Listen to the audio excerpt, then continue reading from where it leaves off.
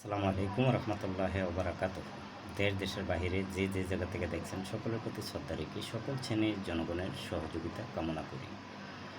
বিশেষ করে ডিজিটাল প্রযুক্তি স্মার্ট বাংলাদেশ গড়ার কারিগর যিনি জননেত্রী শেখ হাসিনা, আওয়ামী লীগ সরকার বাংলাদেশকে যেভাবে সাজায়া গোছায়া লইছে, এই ডিজিটাল প্রযুক্তি সাজানি গোছানি অর্থ কী?